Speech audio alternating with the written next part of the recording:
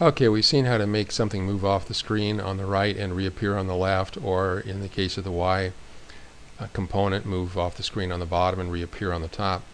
And what I want to do this time, though, is not make it reappear on the left side, but I want to make it bounce back and forth. Okay, so if it's going to bounce back and forth, it's going to be moving to the right for a while, and then it's going to be going back to the left for a while.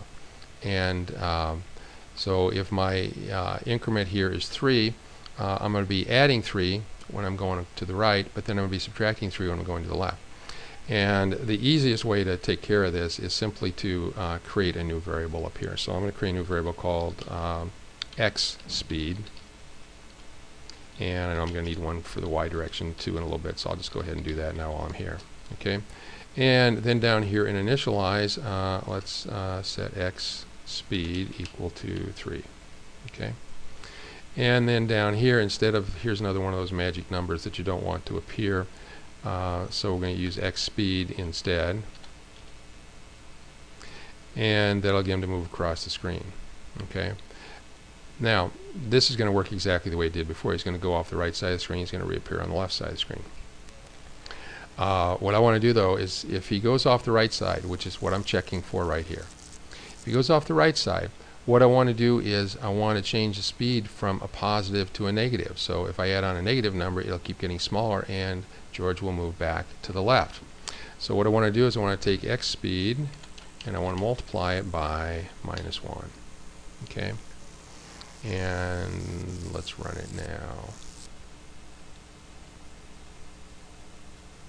And sometimes I'm adding a positive number on, sometimes I'm adding a negative number on. So he gets to the edge, and let me see if it's greater than or equal to screen width. I don't want to change x, I'm sorry, I want x speed to be changed.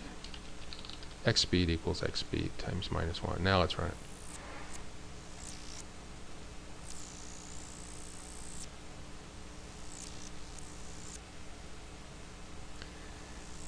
And when he disappears off the right side, he should come back. Okay.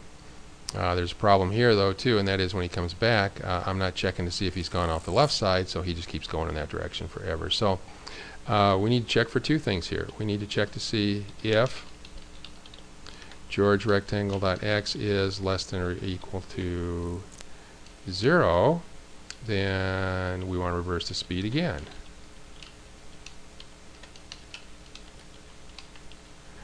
And if you take a negative number, multiply it by -1, you get a positive number. And so George should just be bouncing back and forth now.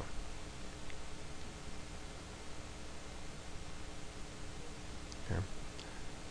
And when he gets to this side, okay. Now when he bounces off the left side, it looks like he's really bouncing, because when the left edge hits is when he reverses. But on the right side, we don't start reversing until he's actually disappeared off the screen. And the reason for that is because what we're looking at is we're looking at that upper left-hand corner. And when the upper left-hand corner disappears off the screen on the right side, the entire picture has disappeared off the screen on the right side. So if we want to make it look like he's actually bouncing here and not have his picture go off the screen on the right side, then what we need to do is we need to put in another check. So let's stop this. So I don't really want to see if the x-coordinate has gone off the screen. I want to know if the x-coordinate plus the width of the rectangle, oops, I spelled George wrong, is greater than or equal to screen width. Okay, so if wherever the x is, if I add on the width of the rectangle, that means I'm looking at the right edge of the rectangle, and if that's gone off the screen, then I want to reverse course. So let's start that up and see what we get.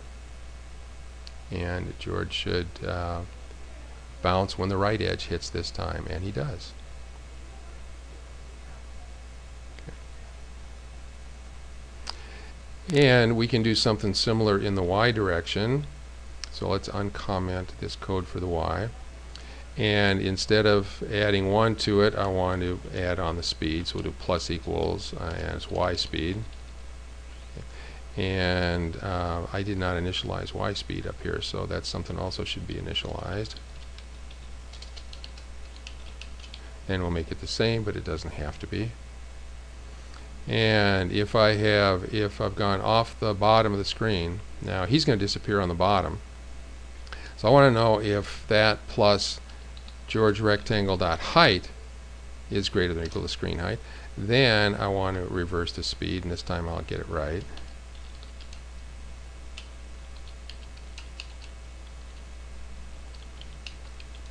And let's do the same thing for the top.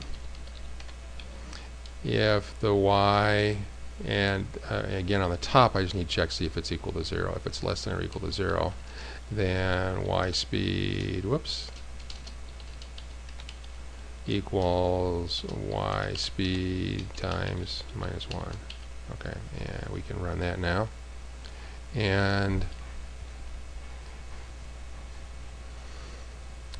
when he hits the bottom, he should bounce. When he hits the right, he should bounce. When he hits the top, he should bounce. When he hits the bottom, he bounces again. Hits the left, and he bounces. And now George is just going to keep running into walls forever.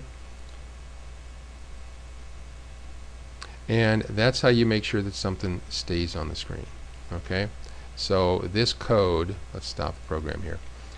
This code right here is something you don't really need to memorize code, but you should understand what it does well enough that you can just write it off the top of your head, because this is something we're going to be doing quite a bit of. So that's how you keep something on the screen. You check to see if it's gone off the screen with these if statements here, top and bottom, left and right. And if you want to change the direction that something is moving, change its speed variable by multiplying it by -1. And there is also an easier way to do this. Instead of multiplying by -1, you probably already figured this out. You can just put a minus sign in front of it down here, and that's the exact same thing as multiplying by -1. And that's what you're much more likely to see.